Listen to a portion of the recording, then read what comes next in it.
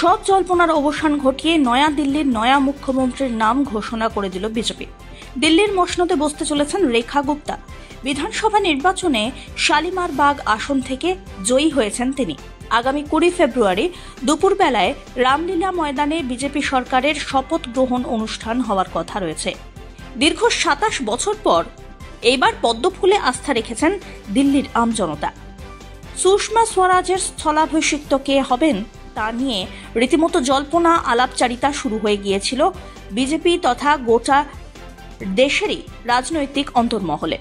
শেষ পর্যন্ত সব রকমের জল্পনার অবসান ঘটিয়ে সুষমা স্বরাজের পর বিজেপির দ্বিতীয় মহিলা মুখ্যমন্ত্রী হিসাবে দিল্লিতে রামলীলা ময়দানে শপথ নিতে চলেছেন রেখা গুপ্তা।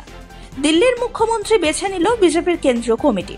বুধবার শালিমার বাগের বিধায়ক রেখা গুপ্তার নাম ঘোষিত হল দিল্লির মুখ্যমন্ত্রী পদে।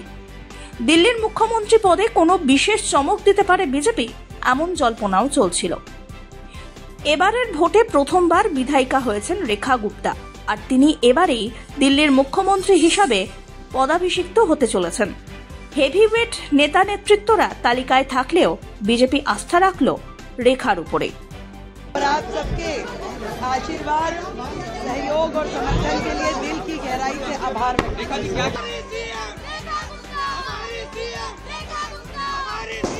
एक आत्मविश्वास की लहर पैदा की है, विश्वास जताया और भरोसा किया है।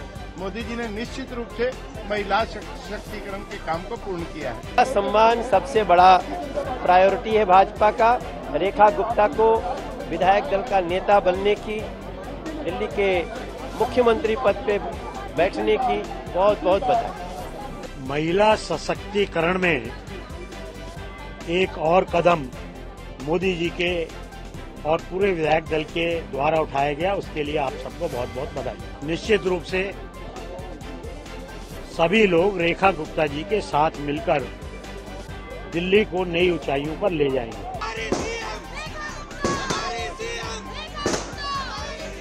উল্লেখ্য, এবিভিপির নেত্রী ছিলেন রেখা Gupta.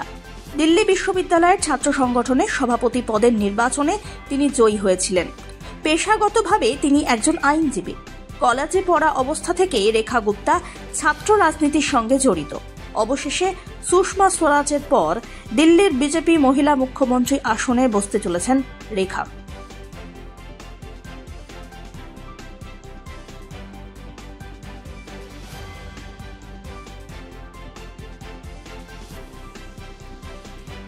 Bureau report, one India Bangla.